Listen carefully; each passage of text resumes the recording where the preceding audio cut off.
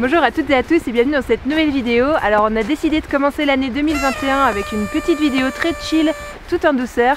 On vous amène aujourd'hui tout simplement en petite balade photo sous la neige parce que comme vous le savez si vous avez regardé nos dernières vidéos de 2020, on est en ce moment en déplacement dans une maison familiale qu'on a au fin fond des Pyrénées dans un tout petit village et on a eu la super chance d'avoir une grosse tombée de neige le 24 et 25 décembre pour les fêtes. Donc c'était plutôt chouette, même si on s'est retrouvé complètement coincé ici. Mais quitte à être coincé ici sous la neige, autant en profiter et vous en faire profiter. Allez, c'est parti, on vous amène en promenade avec nous.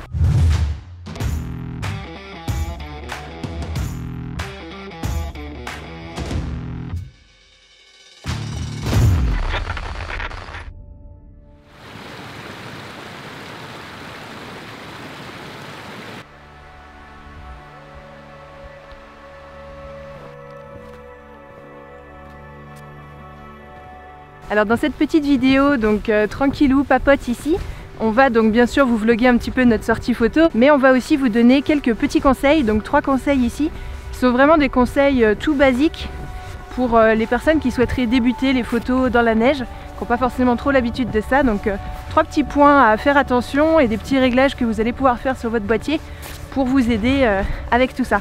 Et puis si vous êtes un peu plus habitué à faire des photos dans la neige et que vous voulez donner des conseils supplémentaires pour les débutants qui nous regardent, et n'hésitez pas à le dire en commentaire. Et puis voilà, comme ça on s'entraide tous ensemble, on est une petite communauté ici, c'est ça qui est plutôt chouette. Donc n'hésitez pas à donner vos propres astuces en commentaire de cette vidéo, ça pourra aider tout le monde.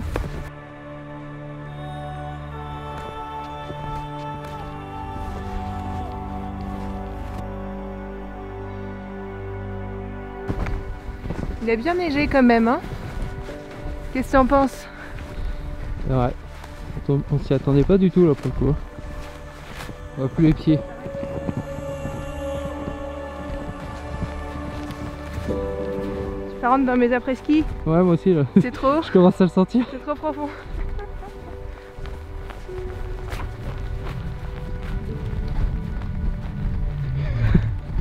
Je suis épuisée et du coup là c'est le moment de sortir la bonne excuse. On peut faire une pause, j'ai envie de faire une photo. Bon et en vrai c'est joli pour de vrai donc du coup je vais vraiment faire une photo. Qu'est-ce que tu vois? Je vois un magnifique ciel bleu.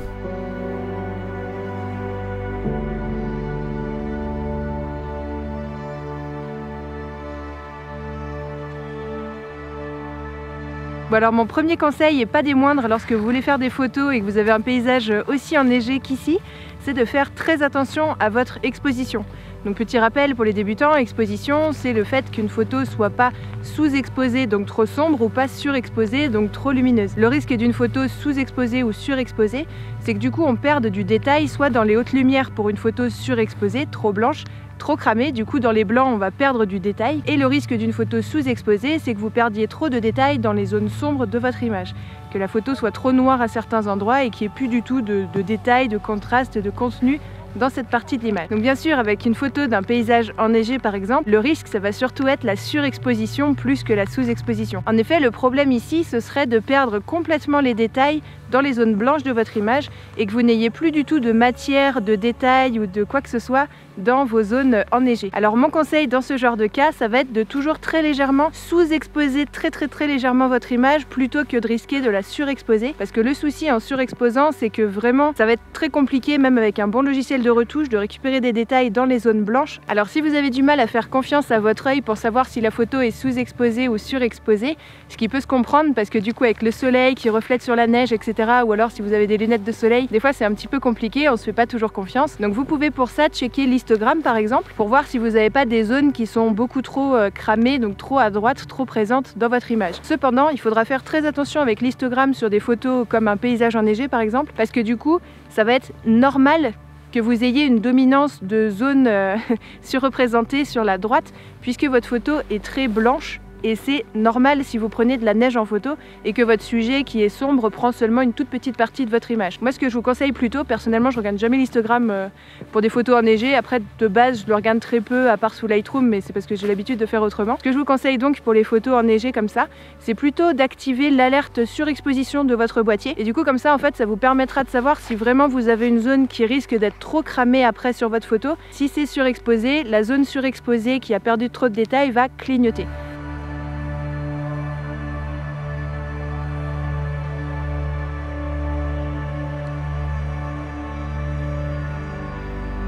Bon alors là par exemple on a un super tout début de coucher de soleil en face, et donc la lumière on la prend pas mal dans le visage, donc ça a tendance à surexposer les images, et vu que c'est un contre-jour en fait tout simplement. Donc dans ces cas-là c'est un peu particulier par rapport à ce que je disais tout à l'heure sur l'exposition, sous-exposition, surexposition, l'alerte surex, etc. C'est toujours un peu à doser en fonction de chacun et comment on le sent aussi à force avec l'expérience. Là notamment en fait je vais être obligée de beaucoup sous-exposer vu qu'on est en contre-jour. Je vais être obligée de beaucoup sous-exposer la montagne qui est ici parce que sinon en fait le ciel sera complètement cramé. Et c'est dommage de ne pas avoir les détails des nuages et tout ça dans le ciel ici, alors que c'est ce qui est le plus intéressant honnêtement. Donc du coup j'ai tendance quand c'est comme ça à beaucoup sous-exposer donc la partie montagneuse. Comme vous le voyez ça clignote encore un tout petit peu au niveau du soleil ici, mais ça je sais que je vais pouvoir le récupérer au post-traitement sous Lightroom. Si je suis limite comme ça en général je m'en sors bien. Après si vous avez un doute, on est à l'ère du numérique, donc n'hésitez pas à... quitte à faire voilà 2-3 prises de vue en sous-exposant encore plus par sécurité. Après vous pourrez associer les images entre elles à la retouche éventuellement, ou vraiment ici je pense qu'on va pouvoir récupérer à la retouche le sombre en bas, et puis le peu de lumière qui est en trop au-dessus on pourra le récupérer aussi. Dans tous les cas si je faisais l'inverse et que j'exposais par rapport à la montagne et pas par rapport au ciel, là ce serait vraiment fichu. La montagne est bien exposée mais le ciel je sais que ce sera beaucoup trop cramé et on pourra jamais récupérer ça à la retouche. Si vous avez un doute, faites pas mal de photos avec des réglages différents, et puis après en fonction vous verrez ce que ça donne, mais bon voilà, là d'expérience je sais que ça risque d'être galère. Donc je préfère personnellement sous-exposer, faire un espèce d'entre-deux comme ça, et puis ça je sais que je pourrais récupérer. Oh le puits de lumière là, c'est trop beau avec le ciel là.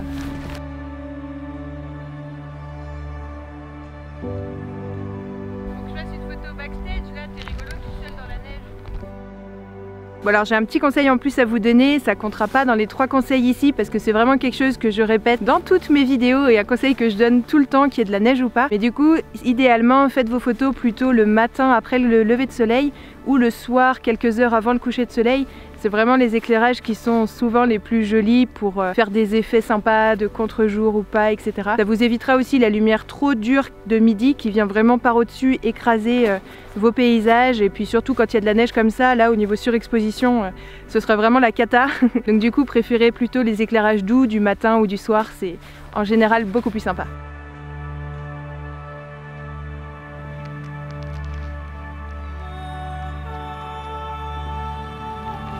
J'avais oublié que j'avais pas de pantalon de ski. Non. Voilà, il y a Chris qui vient de se moquer de moi parce qu'on vient de voir un pivert dans les arbres qui sont juste derrière moi. Et sauf que bien sûr j'ai pris mon 24-70 aujourd'hui pour faire du paysage, et j'ai pas mon 300, enfin il est à la maison. Du coup je me suis faite avoir comme on dit. Mais bon c'est toujours ça, hein, j'imagine si vous faites de la photo de votre côté aussi, vous connaissez ce genre de dilemme.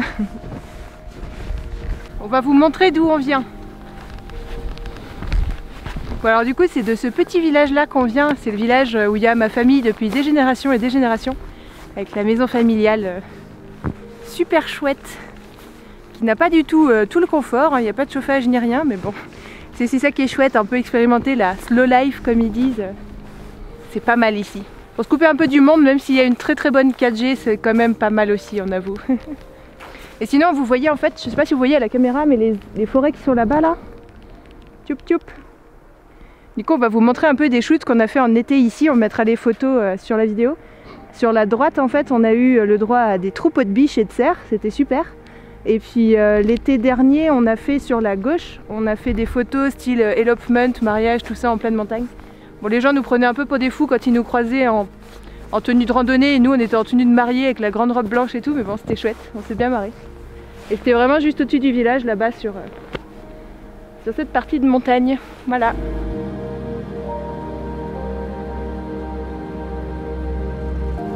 Bon, du coup, en faisant la photo du village, je me suis dit que c'était le parfait endroit pour vous parler du deuxième conseil, très important pour de la photo, tout type de photo, mais encore plus quand il y a de la neige, vu que c'est blanc, c'est de faire attention à votre balance des blancs. Alors il n'y a pas de balance des blancs idéale que vous devez absolument faire, ça c'est vraiment en fonction des goûts, de la créativité, des envies de chacun. En tout cas c'est ma philosophie et ce que je pense à ce sujet.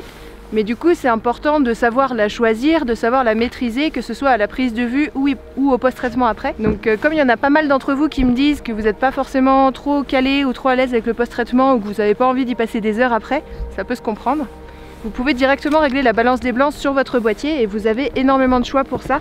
Alors attends, on s'approche. Donc la balance des blancs elle est réglable ici sur votre boîtier. Donc après en fonction des boîtiers, chacun a les menus qu'il a, mais AWB en général. Donc ça c'est la balance des blancs automatique et après vous pouvez choisir lumière du jour, ombragé, nuageux, lumière fluo, flash, etc., etc. Et vous pouvez aussi choisir vraiment la température en Kelvin. Et là vous avez vraiment toute la liberté que vous voulez en fait. Plus vous allez vers la droite, plus votre image sera chaleureuse et jaune. Et inversement en allant vers la gauche. Donc je vais vous montrer en live view, vous verrez mieux de quoi je parle. Donc du coup, hop, si on va sur la droite ici sur mon boîtier, donc après selon les boîtiers, Chris me disait, lui c'est pas tout à fait pareil sur le sien, c'est un Sony. Plus le chiffre est haut, plus votre balance des blancs sera jaune. Et plus votre chiffre est bas, plus la température sera froide. Alors je sais pas si vous voyez bien là du coup, on est en pleine transition vers un paysage complètement bleu si on va trop de ce côté-là. Voilà, donc vous voyez la différence. Et là, vous pouvez vraiment choisir vraiment librement votre balance des blancs et ce, dès à la prise de vue, sans même faire aucune retouche. Donc voilà, je me dis que ça peut être peut-être intéressant pour vous à connaître. Et puis si vous voulez pas changer manuellement, bien sûr, donc il y a toujours les modes que j'ai vus tout à l'heure. Alors je sais même plus comment il retourne ici, là. Hop, donc vous avez tous les modes prédéfinis si vous voulez pas vous embêter à changer manuellement. Et vous pouvez essayer, alors après ils ont des noms mais vous fiez pas forcément aux noms, hein. C'est vraiment à vous de... Enfin, ça donne des indicateurs mais vous choisissez vraiment comme vous voulez. Voilà. Et puis en automatique. Hop. Voilà. Hop, les petites barrières bien pensées à remettre en place après. Oui. Et on remet. Bon, ce qui est chouette aussi quand il y a de la neige comme ça, et ce qu'on adore tous les deux, Chris et moi, c'est que ça rend tout très calme. Et c'est vraiment super cool et je pense que c'est super pour recharger les batteries avant de repartir sur une nouvelle année. On en avait bien besoin après 2020.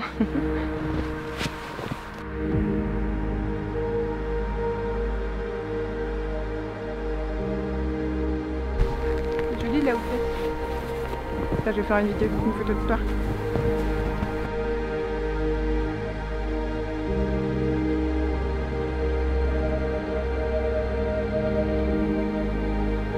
Mon objectif macro qu'il aurait fallu là. Quoi, tu veux dire que tu aurais dû prendre ton objectif macro plus ton objectif 300 pour l'animalier? Mais le 300 je l'ai dans la maison alors que le macro il est à Nantes donc ça fait un peu loin pour aller le chercher quand même. J'ai trop de neige dans mes après-ski.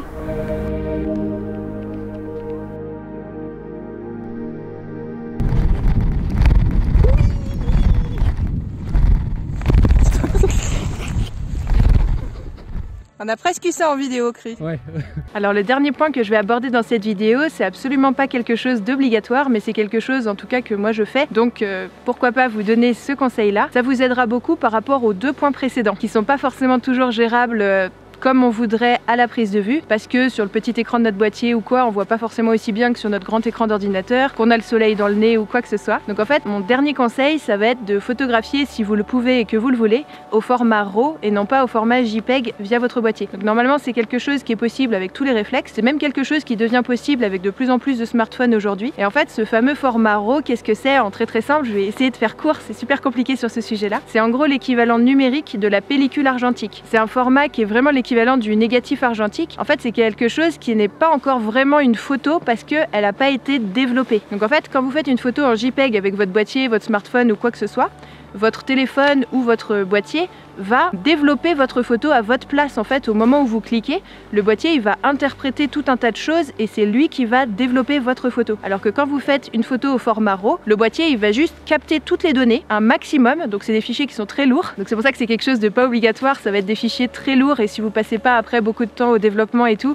ça vaudra pas forcément le coup. Donc je dis pas qu'il faut absolument passer au format RAW, mais ça peut éventuellement beaucoup vous aider pour vos photos, parce que du coup comme c'est un fichier donc qui n'est pas encore développé, ça va être à vous de le développer ensuite via des logiciels comme Lightroom par exemple. Et en fait, via ce développement-là, vous partez d'un fichier très brut qui n'a pas encore été traité. Et donc du coup, vous allez beaucoup plus avoir d'informations dans les hautes lumières, d'informations dans les ombres et tout sauvegardé dans votre fichier. Et donc vous allez pouvoir ainsi vraiment choisir comme vous voulez votre exposition dans les ombres, dans les hautes lumières. Vous allez vraiment pouvoir choisir minutieusement votre balance des blancs et tout un tas d'autres réglages, vraiment à partir d'un fichier brut. Et ensuite seulement, vous allez exporter et donc en faire un JPEG. Et donc au lieu de laisser votre boîtier décider lui-même de ce qui fait des hautes lumières, des ombres et tout ça, vous allez pouvoir choisir vous ce que vous en faites. Et du coup ce sera parfois très pratique dans des conditions un peu difficiles comme ça peut être des fois en montagne.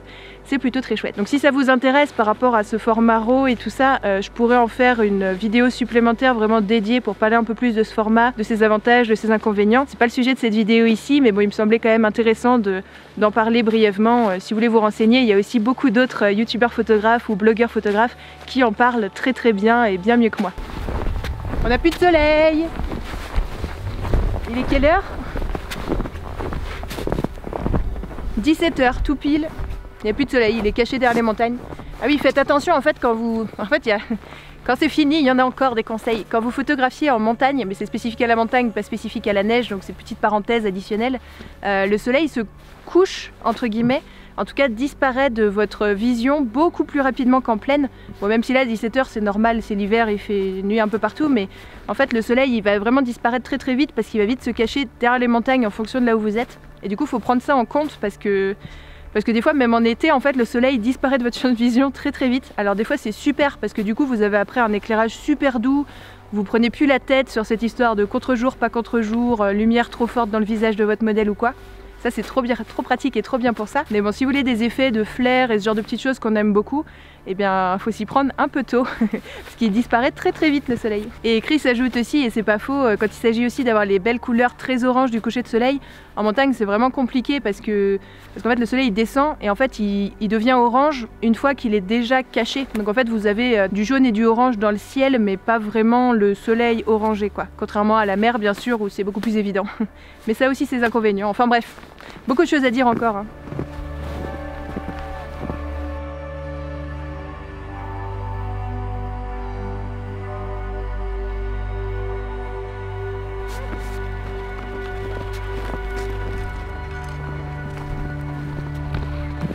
Peut-être en faire une petite là parce que le ciel il est super canon là.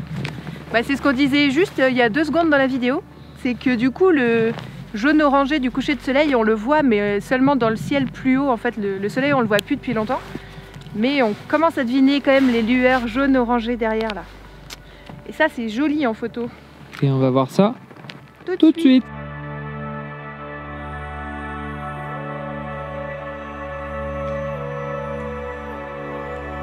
C'est marrant parce que du coup à l'œil nu on voit pas aussi bien qu'avec l'appareil photo.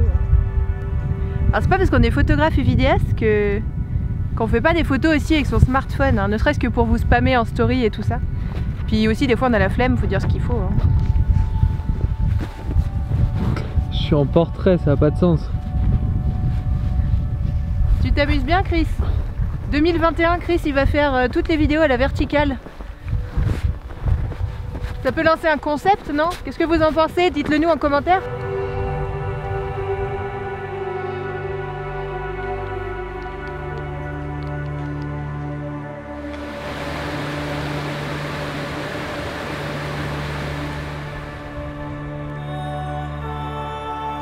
C'est comme au défi photo où j'ai pas envie d'enlever mon 2e gant pour faire la photo. Youp.